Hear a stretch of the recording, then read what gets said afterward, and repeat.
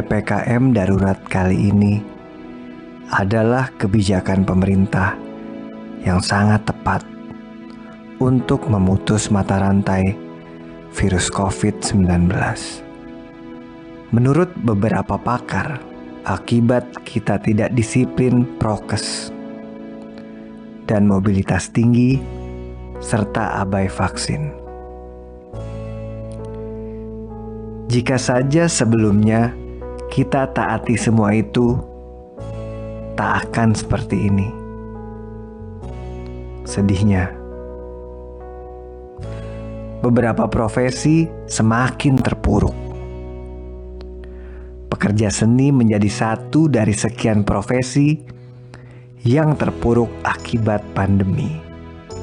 Seni pertunjukan yang melibatkan banyak penonton menjadi sulit dilakukan. Namun bagi sebagian pekerja seni, hambatan itu mereka terabas dengan tetap berkarya meski tidak memberikan perubahan signifikan dalam kehidupan mereka.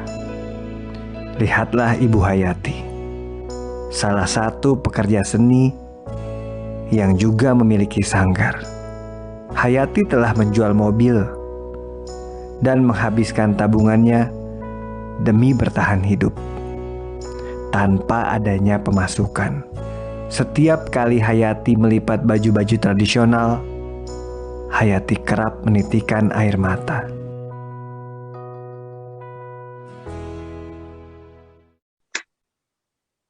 Bu Hati, apa kabar? Selamat siang. Selamat siang, alhamdulillah baik. Saya Adit Bu dari program Metropolis, Bu. Oh iya. Bu, terima kasih ya Bu, bajunya udah dikirimin, dipinjemin. Gimana, bagus nggak? Bagus banget Bu, saya cocok banget tuh kayak alhamdulillah. Oh iya. Nah, hari ini saya menggunakan pakaian adat Aceh Gayo. Iya benar. Dan di belakang sini ada pakaian adat khas Palembang. Dan di belakang saya persis nih pemirsa, yang jadi background adalah kain dari Bali, kain batik Bali. Nah, pemirsa, kenapa saya menggunakan baju adat seperti ini? Karena saya ingin mengapresiasi para seniman, penari, seniman-seniman lainnya yang selama 1 tahun ini terdampak COVID-19 tanpa ada penghasilan dan pekerjaan. Nah, Bu Hati sendiri gimana Bu kegiatannya Bu?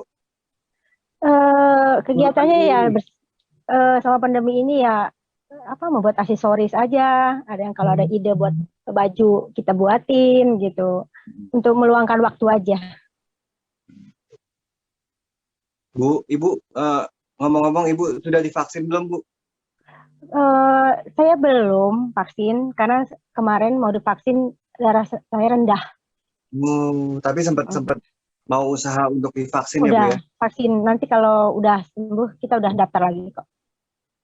Bu, sebelumnya Ibu sudah berapa lama Bu menekuni bidang usaha seni kain dan pernikahan adat seperti ini Bu? Saya mulai 2003. Di tahun 2003. Nah, saya mau tahu Bu, sebelum pandemi COVID-19 ada, bagaimana keadaan perekonomian usaha Ibu gimana? Lancar? Lancar, bagus. Lancar semua deh. Kalau mau ada acara-acara kita seminggu itu kita ada 5 kali penyewaan baju. Sanggar juga berjalan lancar. Ngerias. Kita suka ngerias di Mabes, di Kohanut gitu. Kadang-kadang Istana Negara juga suka minjem kostum sama kita juga gitu. Itu sebelum pandemi ya Bu ya? Itu sebelum pandemi. Jadi hampir setiap minggu itu 5 kali ada pekerjaan tuh Bu, penyewaan baju keluar, makeup keluar. Iya benar ada. Setelah pandemi Bu? Setelah pandemi berhenti total, berhenti. Sebelum pandemi masuk ke bulan 4, di bulan 4 itu rencananya kita ada 1.600 kostum akan rencana keluar. Terus kita juga ada pawai keluar daerah dengan tari massal di Taman Mini. dengan pas pandemi berhenti total sampai saat ini. Seberapa totalnya sih Bu? Apakah sama sekali tidak ada pekerjaan atau masih ada satu-satu? Satu-satu ada. Tapi yang lumayan ada itu di bulan kemarin. Di bulan 5 itu kita nari ada 4 kali. Sebelum-sebelumnya itu cuma 1. Kadang-kadang nggak ada sama sekali. Sebulan itu kadang-kadang nggak ada sama sekali. Setelah 1 tahun kita mengalami masa pandemi nih Bu, di awal-awal memang kan semua kegiatan dibatasi sama sekali ya Bu ya?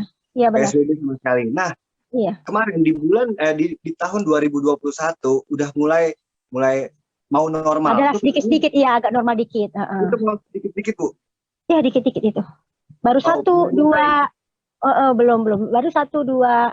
Nah kemarin di bulan 5 kemarin ini baru udah mulai mau akan naik. Tiba-tiba stop lagi dengan 10 acara saya dibatalin. Oh. Jadi sebenarnya udah mulai mau membaik dan udah akhirnya akan membaik. Stop lagi karena COVID. Angkanya naik lagi Bu ya? Naik lagi, iya benar. Oke, Bu.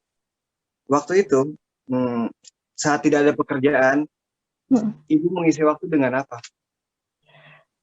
Saya dengan karyawan saya membuat aksesoris aja. Yang ada barang aksesoris yang ada barang di sini kita buat aja. Mana tahu nanti kalau udah selesai pandemik ada yang mau beli, ada yang mau sewa, ya kita siap aja gitu. Ibu mohon maaf Bu, saya mau tahu deh Bu, selama tidak ada pekerjaan, cara Ibu Ati bertahan hidup seperti apa Bu? Maaf, saya kadang-kadang dapat bantuan dari keluarga. Kebetulan keluarga saya ada yang PNS. Kalau saya kan bukan PNS. Jadi nanti dari PNS ada sekali-sekali bantuan dari pemerintah. Sembako, ada sembako dengan ada UKM. Yang tahun kemarin ada 2,4. Jadi 400. Sempat mendapat bantuan UKM. 2,4 itu Bu ya? Iya, ada sempat. Dengan yang 1,2. Itu cara ngurusnya susah apa enggak Bu? Enggak susah. Kebetulan saya kan masuk UKM. Jadi sudah ada masuk dari kecamatan, sudah ada. Kita udah masuk ke kecamatan. Masuk UKM ya Bu ya? Iya benar. Nah, apakah bantuan tersebut cukup dan efektif Bu buat Ibu? Dibilang cukup pasti enggak ya. Ya tetap aja lah, namanya pengeluaran kan banyak kitanya gitu. Belum untuk sekolah anak, kebetulan anak saya sekolah swasta harus bayaran, ya nggak cukup lah, untuk segitu nggak cukup. Apalagi pas dapat kemarin 1,2 tidak cukup, malah dikurangin. Kalau ditambahin mungkin ya alhamdulillah ya, ada bantuan sedikit gitu. Ibu, bantuan dari keluarga itu kan terbatas ya Bu ya? Iya benar. Ya kan? Dan kemarin dimulai di awal 2021 itu kan COVID mulai turun tuh Bu. Acara-acara mulai banyak, kerjaan pun pasti mulai banyak dong. Nah di saat itu udah menutupi untuk kebutuhan apa belum Bu? Belum. Masih belum? Belum, karena kan saya juga punya karyawan. Ada karyawan yang dirumahkan nggak Bu? Tidak, karena karyawan saya kan dekat-dekat sini. Jadi kadang-kadang kalau kita sehat semua, kita udah kan kadang-kadang suka swab. Kalau bagus kita ngumpul sama penari. Kadang-kadang kita latihan penari, ada beberapa orang latihan di sini daripada kita stres di rumah aja gitu. Jadi ada latihan, yang penting kita ikut prosedur ini aja, pakai masker, cuci tangan. Gitu. Tetap protokol kesehatan tetap diutamakan.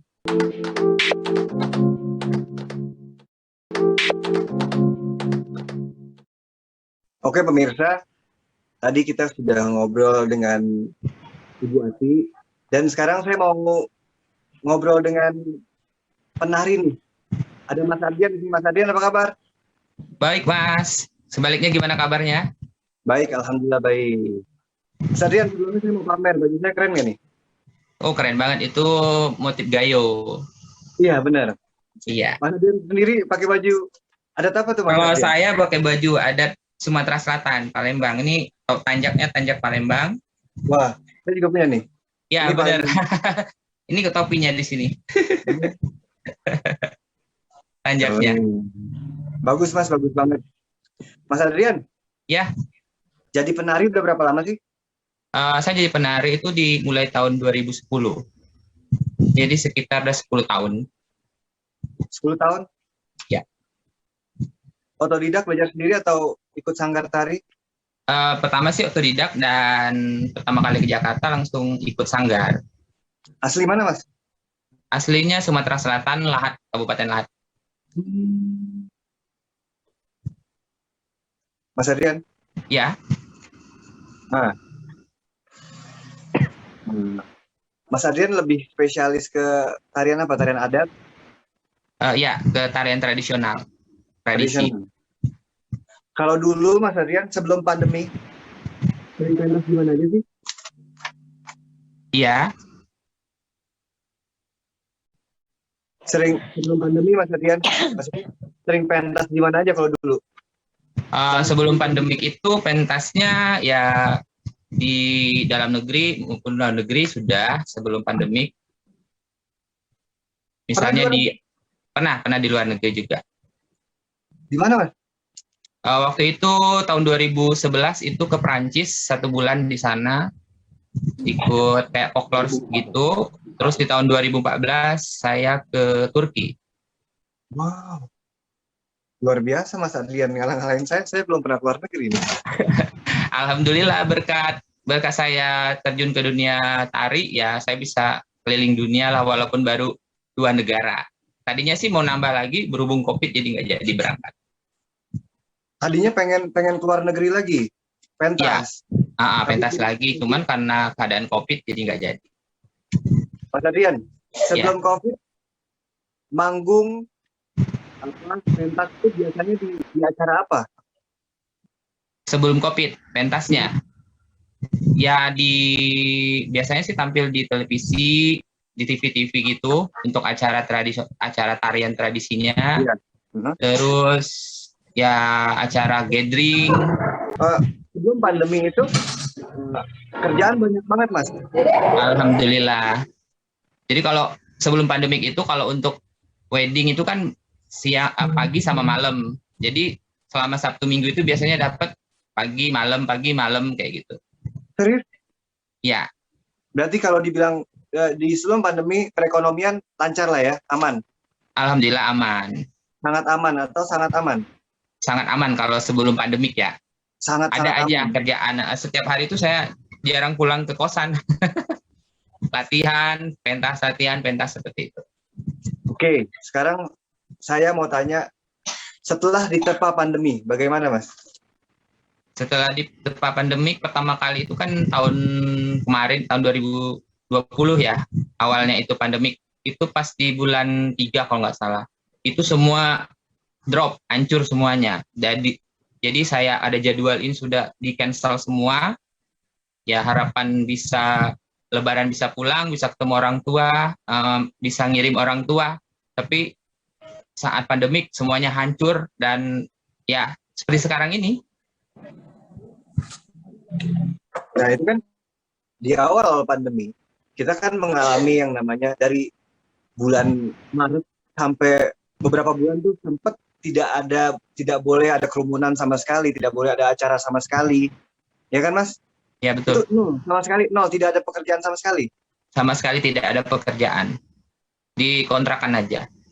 Mau pulang kan, misalnya mau pulang disuruh pulang, tapi saya nggak mau pulang karena ya saya takut menularkan COVID ke keluarga, terutama ibu saya yang udah tua kan, itu rentan sekali. Jadi saya nggak pulang, 2 tahun ini nggak pulang. Nah, di saat itu kegiatannya apa aja tuh Mas Adit? Kegiatan di awal-awal bulan tuh ya pandemi. Awal-awal bulan pandemik itu ya nggak ada, di rumah aja. Nah, Di tengah-tengah tidak ada pekerjaan, saya butuh lagi nih. Cara Mas Adrian bertahan hidup seperti apa? Nah, cara saya bertahan hidup memanfaatkan sedikit tabungan yang ada. Jadi yang paling saya utamakan itu membayar kontrakan sama ada membayar BPJS, itu yang saya utamakan. Masalah makan ya itu saya istilahnya saya nomor 2 kan, banyak teman-teman yang juga membantu seperti itu kan. Terutama Kak Ati gitu. Sangat membantu sekali kakak saya. Kenapa Mas sedih, Mas? Kenapa, Mas? Kenapa, Mas? Sedih banget sih sebenarnya. Yang saya rasakan ya, saya sebagai seniman dan juga teman-teman saya itu banyak sekali gitu yang tersenyum, tapi hati kita itu nangis gitu.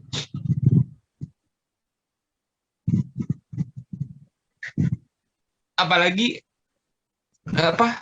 akhir-akhir ini kan mulai di PPKM kan lagi di tanggal 23 kemarin. Harapan saya itu kan mengajar di Anjungan gitu kan, mengajar.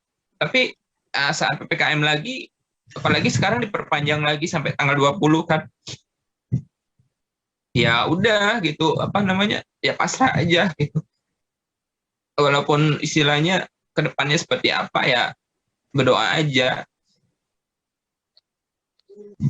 Mas, iya. Tadi kan Mas bilang menggunakan uang-uang yang ada tabungan. Sampai habis ya, Mas?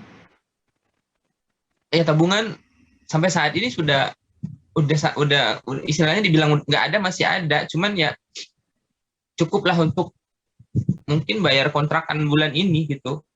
Udah habis di bulan ini gitu. Tabungan itu khusus saya ya, tabungan saya kayak gitu. Dan masih bingung ke depannya dari mana lagi nih gitu ya? Ya betul sekali. Ya karena semua job di cancel semua gitu. Job wedding di cancel karena kan sekarang nggak boleh banyak kerumunan, nggak boleh ada acara kayak gitu kan. Berarti apa yang dirasakan? Saya sedih sekali ya, saya sedih banget. Saya mewakili para seniman, perias, pelaku seni semuanya. Untuk saat ini kita sudah dikatakan sudah tidak sanggup lagi. Sampai kita menjual mobil untuk bertahan hidup. Saya sedih sekali mendengar Adrian juga. Kadang-kadang kita pada seniman ngumpul di sini, masak bareng-bareng, makan bareng-bareng. Saya suruh ngumpul di sini, apalagi para perantau, kita anak perantau. Jadi saya suka ngumpul mereka di sini makan bareng-bareng. Sudah tidak sanggup mengucap dengan kata-kata lagi, Mas. Kangen pentas lagi nggak, Mas? Perform? Ya kangen banget. Itu kan istilahnya satu ya memang memang mata pencarian kami sebagai seniman, sebagai pelaku seni gitu kan. Jadi kalau tidak ada pentas, ya kami di rumah semua, seluruh seniman yang ada di Indonesia ya, bukan di Jakarta aja merasakan dampaknya gitu. Apa yang paling dikangenin, Mas? Yang paling dikangenin ya, yang pertama kumpul-kumpul sama temen gitu, terus belajar bareng tarian-tarian yang ada di Indonesia. Terus kalau misalkan ada pentas itu kan kita memperkenalkan atau mempromosikan kebudayaan kita kepada khalayak ramai maupun dalam negeri maupun luar negeri seperti itu. Tadi saya sempat ingat tadi Mas Adrian ngomong uang masih ada tabungan untuk membayar kontrakan bulan ini. Iya. Terus buat makannya, buat yang lain-lain gimana, Mas? Saya orangnya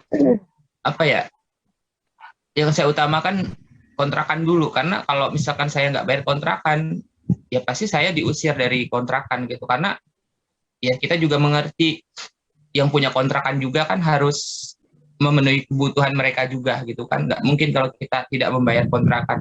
Sedangkan tabungan ya habis, kalau sudah diambil bulan ini habis, sudah tidak ada lagi tabungan. Untuk kedepannya ya pasrah aja seperti apa nanti jadinya gitu. Alhamdulillah kemarin saya sudah melakukan kewajiban yang dilaksanakan, itu vaksin ya. Saya sudah vaksin yang pertama, tinggal tanggal 22 saya vaksin yang kedua. Ya harapan saya dengan divaksin semuanya, masyarakat yang divaksin, semoga aja corona ini cepat berlalu kayak gitu kan.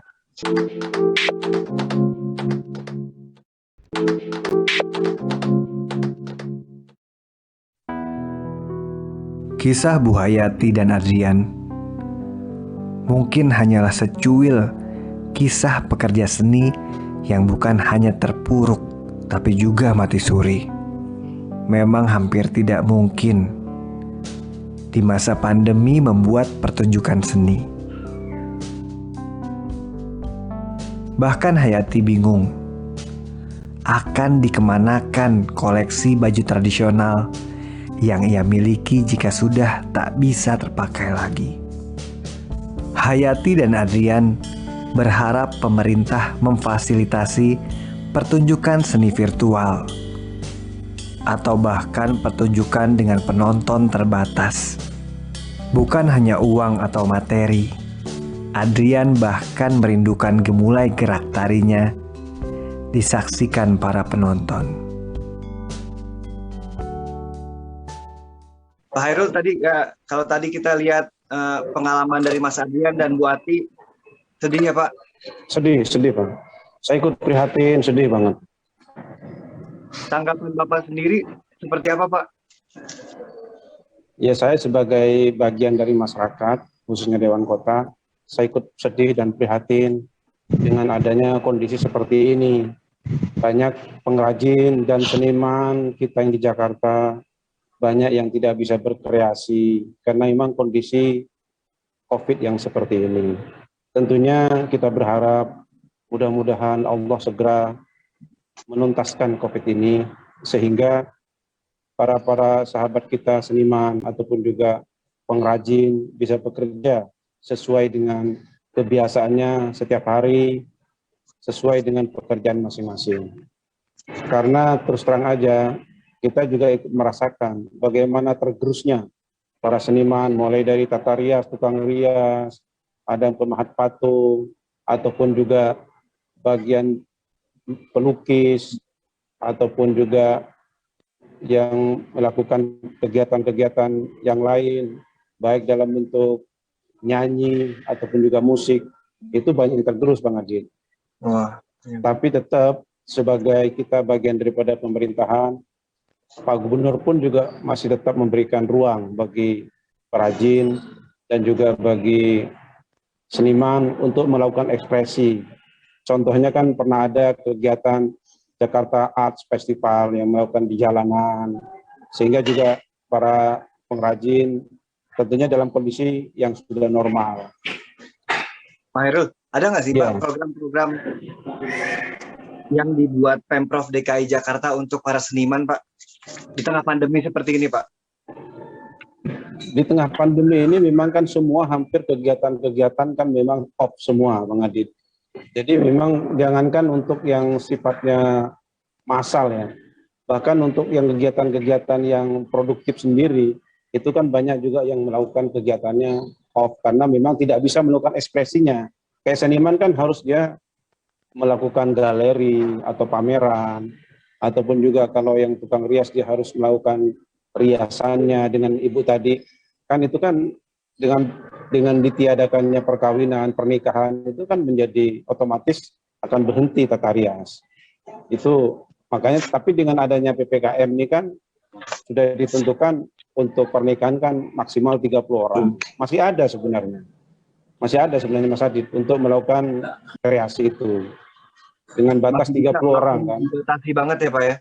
Iya. Tapi kita sebagai Dewan Kota nanti saya sampaikan juga ke Pak Gubernur, kepada instansi terkait, baik atau jackpreneur yang UMKM itu kan nanti kan juga memberikan peluang untuk melakukan kegiatan-kegiatan untuk meningkatkan ekonomi para pelukis ataupun juga para tata rias ataupun yang lain. Dapat bantuan nggak Mas selama sepi kerjaan dari pemerintah? Kemarin itu alhamdulillah tahun kemarin dapat, ada dari RT juga dapat kan, ada bansos itu karena saya sudah warga DKI, saya ada KTP dan kakak DKI, ya dapat untuk makan gitu, beras gitu kan, bansos tuh dapat. Berapa Mas? Kalau bansos kan kemarin dapatnya kan apa? Beras sama pokoknya kayak beras sama minyak atau apa gitu. Ya pemirsa, saya sudah tersambung dengan Bapak Helmizar, Kepala Pusat Kajian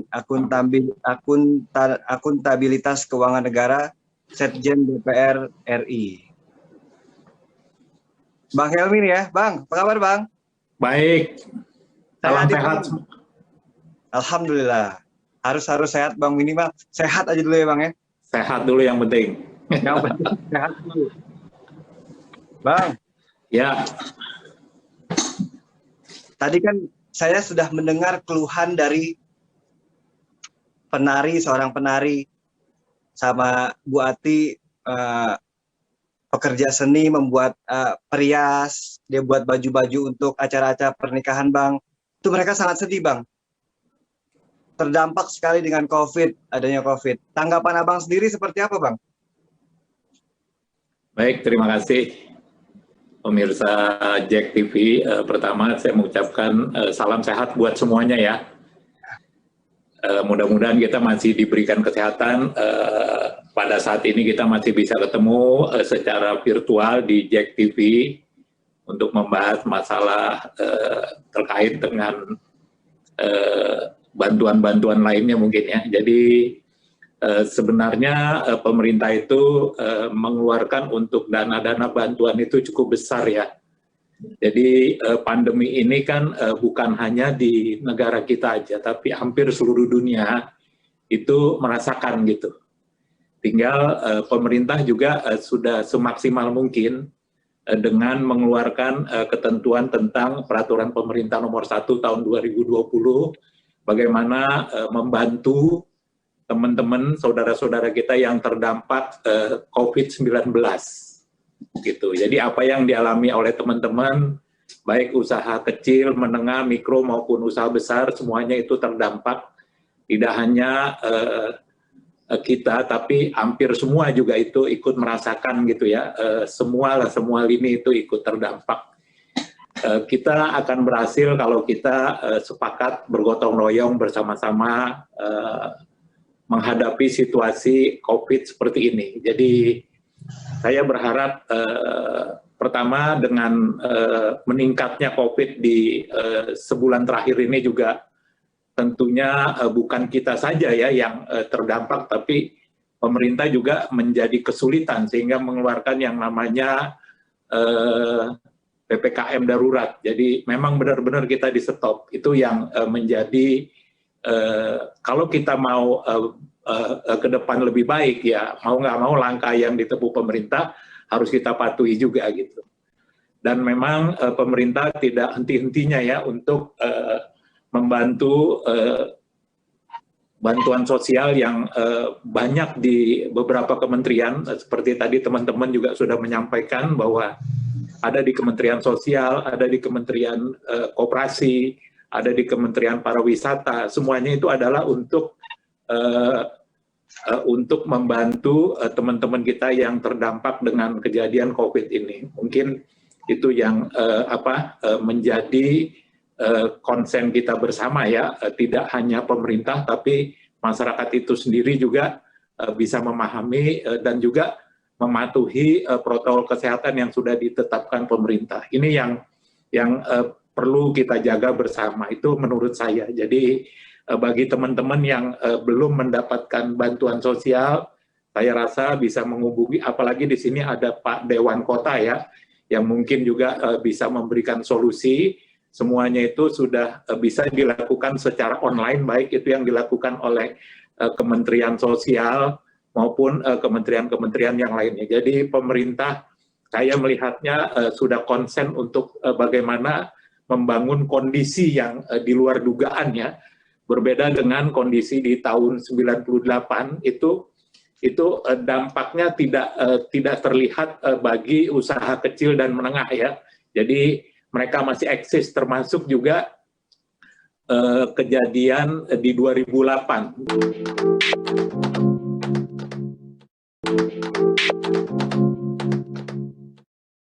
Siapa aja sih Mas, Bang yang berhak mendapatkan bantuan, Bang? Sebenarnya BLT UMKM itu sudah diatur ya di dalam ketentuan. Jadi yang berhak menerima adalah usaha mikro, kecil, menengah.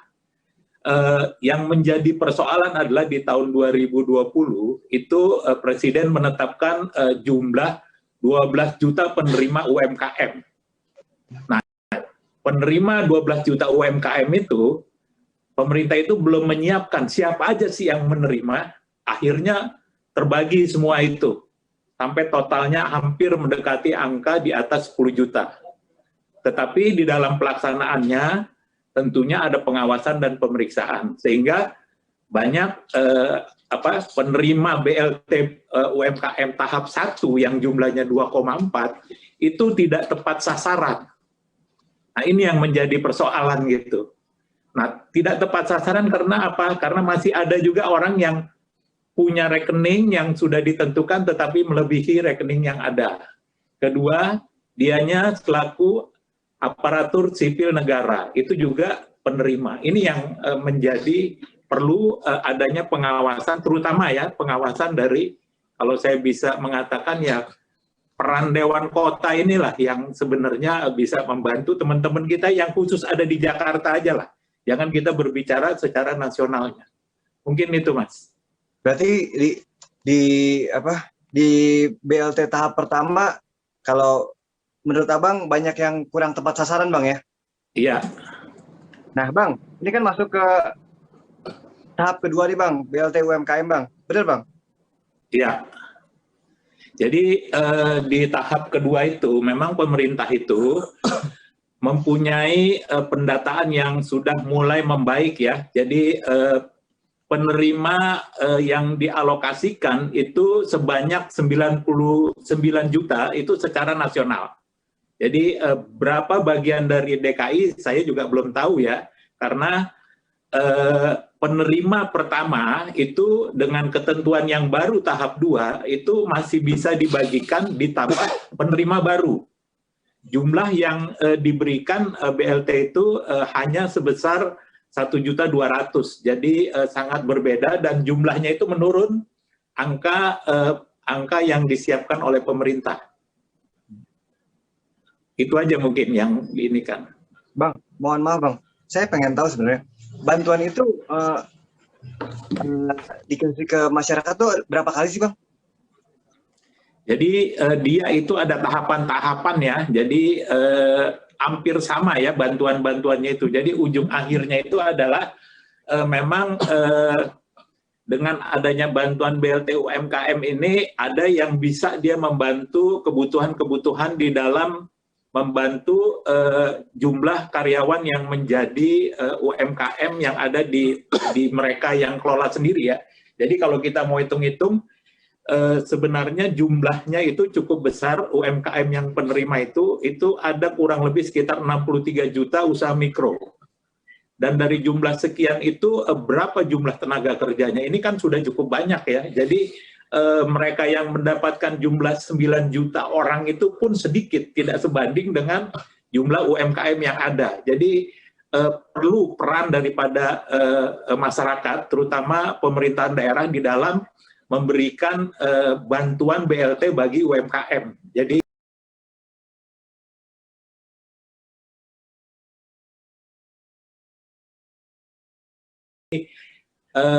jangan lagi penerima menjelaskan bahwa tabungannya untuk biaya hidup gitu, termasuk BLT itu sendiri. Gitu inilah. Jadi pemerintah itu program bantuan sosial yang sebenarnya hampir sama dengan yang lain itu difokuskan untuk kegiatan-kegiatan membantu masyarakat, Mas. Dan banyak program-program pemerintah juga kalau misalnya kayak penari, terus yang lain-lain itu ada yang namanya kartu prakerja. Jadi mereka bisa mengajukan kartu prakerja yang mereka tiap bulan itu dapat kurang lebih sekitar 600.000. Jadi perlu saya sampaikan juga bahwa orang-orang yang tidak bekerja itu sebenarnya perlu yang namanya dia mengikuti pelatihan ya, pelatihan untuk meningkatkan dia gairah lagi untuk berusaha. Jadi pemerintah mengeluarkan yang namanya kartu prakerja yang intinya itu hampir menjadi bantuan sosial juga gitu. Jadi bagi mereka yang sudah mendapatkan kartu prakerja, dia tidak akan mendapatkan BLT. Tetapi kalau dia mendapatkan kartu prakerja, dia bisa dimudahkan untuk mendapatkan pinjaman untuk usahanya. Ini yang sebenarnya program-program pemerintah yang harus disosialisasikan oleh pemerintah DKI kalau menurut saya. Lalu Bang, kalau seniman penari seperti Mas Adrian tuh gimana? Jadi Mas Adrian ini sebenarnya ada kesempatan banyak ya. Jadi bisa ke Kementerian Kemenkraf itu pariwisata itu bisa juga ke sana. Di situ banyak juga dana-dana yang sifatnya itu bantuan gitu. Jadi tinggal memilih Mas Adrian ini. Jadi dia mau ngambil kemana sih? Jadi satu kali dia dapat gitu ya. Jadi begitu dia memasukkan nomor NIK-nya, dia tidak bisa dapat bansos-bansos yang lain. Tapi kalau dia untuk meningkatkan kapasitasnya dengan kementerian yang terkait, itu akan menjadi mudah gitu. Kan sekarang kita bertahan kita untuk hidup dulu lah gitu. Jadi dengan bertahan untuk hidup dulu ya inilah bantuan pemerintah. Sehingga ada kesempatan bagi teman-teman itu untuk meningkatkan kemampuan dan keahliannya yang sudah disiapkan oleh pemerintah, Mas. Kalau bagaimana sih mereka yang tidak mendapat bantuan di tahap pertama, tapi di tahap kedua akan dapat atau enggak, Bang?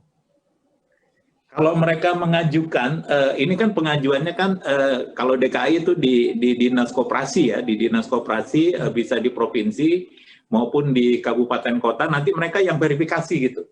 Apakah ini layak menerima atau tidak layak gitu. Kalau layak nanti mereka juga akan survei gitu, karena pada saat mereka memutuskan untuk memberikan, berarti mereka sudah bertanggung jawab. Jadi syarat dan ketentuannya itu memang sudah diatur lah di dinas yang mengurusi bantuan-bantuan khususnya BLT ya. Saya rasa untuk DKI itu nggak ada kesulitan lah, jumlahnya juga tidak begitu banyak ya seperti di provinsi-provinsi lain yang Jawa Barat, Jawa Timur, Jawa Tengah, jumlahnya cukup besar kan itu.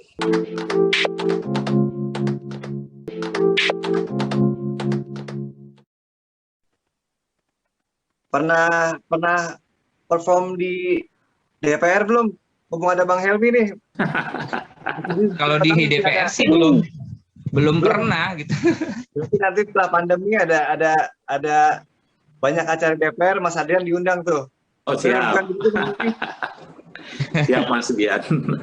Ya. Kita teman-teman di Sekretariat Jenderal ini kita punya grup Sanggar Nari juga ya, yang memang kita tampil hampir teman-teman saya yang ASN itu dengan beberapa tarian-tarian daerah yang bisa ditampilkan pada saat acara-acara kenegaraan, pada saat tamu negara datang, dan kita juga kadang-kadang mengundang. Nanti mungkin saya sampaikan untuk Mas Adian, mungkin nanti bisa WA saya, nanti saya sampaikan ke orang yang ngurusin untuk kegiatan-kegiatan penerimaan tamu di DPR RI. Mungkin itu, Mas. Alhamdulillah. Udah kebuka jalannya satu tuh, mudah-mudahan. Lupa sebagai Dewan Kota, Pak, bagaimana, apakah akan ada bantuan untuk warga ibu kota Jakarta, Pak? Sebenarnya ketentuannya udah jelas, Bang Adit, bahwa di Jakarta itu sudah diberikan namanya bantuan sosial tunai. Itu ada 300.000 per bulan lewat Bank DKI. Itu yang diberikan oleh pemerintah DKI lewat Dinas Sosial DKI Jakarta, 160 titik. Per hari itu 500 orang. Jadi udah 1 juta lebih khusus DKI Jakarta. Jadi kalau Bang Adit atau Bu Helmi tadi bisa, kalau belum dapat bisa daftarkan langsung lewat online di Dinas Sosial. Tentunya kan apa yang dikatakan Pak Helmi tadi, karena basisnya itu adalah satu akun, jadi nggak bisa. Kalau sudah dapat DST, ya nggak bakalan dapat yang lain. Makanya saya sarankan tadi, saya dengan Pak Helmi tadi, ya memang sarankan ya prakerja, supaya nanti Bang Adrian ini bisa meningkatkan kualitas hidupnya, supaya menjadi pekerja. Nah, nanti kalau udah menjadi pekerja, itu otomatis bisa masuk dalam UMKM, bisa melakukan peningkatan kualitas, baik permodalan ataupun juga diversifikasi usahanya. Karena kalau udah UMKM, nanti kan ada multi lintas kedinasan, di situ ada UMKM, ada tenaga kerja trans, ataupun juga itu juga ada lingkungan hidup, ataupun juga parekraf, itu nanti masuk di situ, itu menjadi sinergi di dalam melakukan bantuan. Jadi Bang Adrian jangan khawatir, tentunya mumpung ada Bang Adit Jak TV yang bisa mempopulerkan untuk masyarakat Indonesia semua. Saya yakin, siapa yang ditekan Pak Helmi tadi, selama kita punya keyakinan yang kuat, maka keterpurukan ini menjadi suatu ibadah dan menjadi cobaan sekaligus untuk meningkatkan kualitas kita.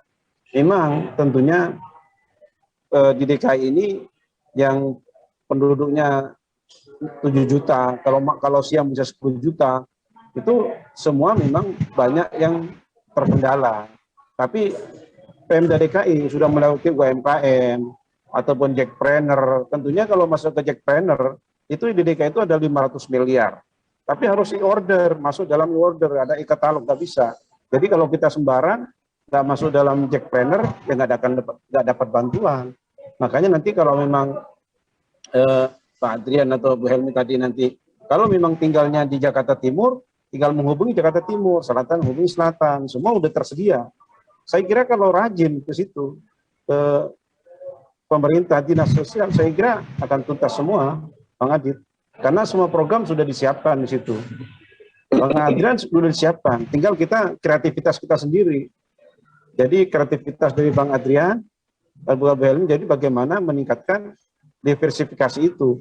Jadi bayangkan aja, sekarang dengan Jackpreneur, itu UMKM itu dapat bantuan dari pemerintah, 2,4 juta. Itu kan otomatis nanti Bank DKI juga akan mensuplai dalam bentuk pinjaman modal.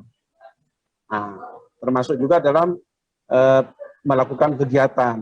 Nah, namanya juga nanti ada lokasi binaan dari UMKM kalau dia melakukan. Nah, kalau kayak Pak Adrian ini seperti sekarang dalam kondisi kurang, harus kita diversifikasi, harus kita kreatif, bahwa jangan terpaku hal yang ini yang sudah menjadi belum lancar, karena memang kondisi pandemi kan.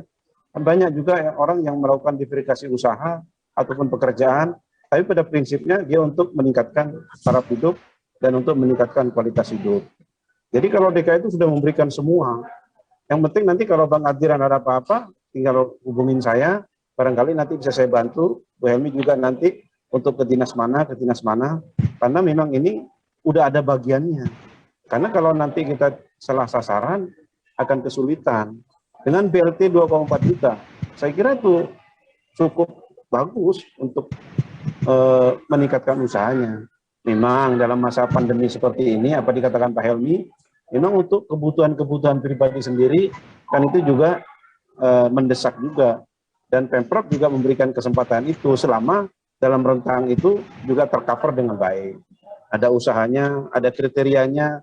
Kan ada tuh untuk mendapatkan BLT itu ada kriterianya.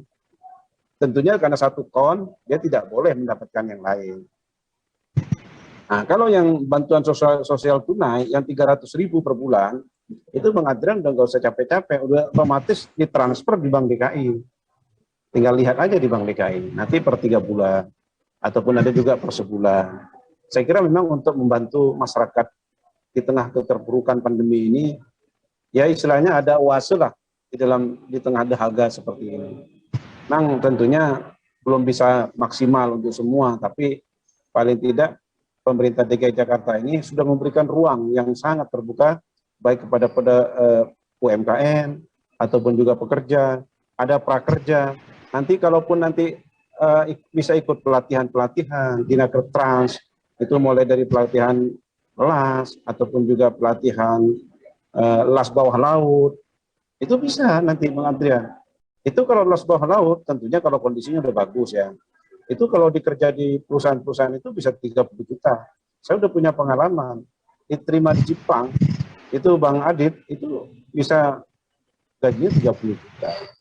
Jadi memang itu menurut saya las di bawah laut itu menurut saya pekerjaan yang sangat menantang, tapi juga memang butuh keberanian karena memang tidak semua orang bisa. Pak Hairul. Iya, Bang Adit. Iya, silakan. Siap, Bang Adit. Tapi benar ya Pak, janji Pak, kalau Bu Ati sama Pak Adrian mau membantu, mau minta bantuan, dibantu ya Pak nanti Pak.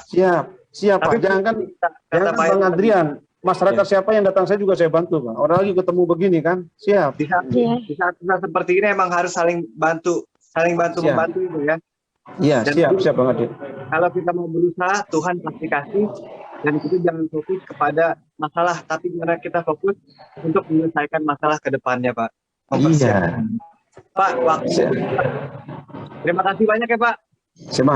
Terima kasih Bang Adit ya. Ya, terima kasih Pak Helmi, Bang Helmi.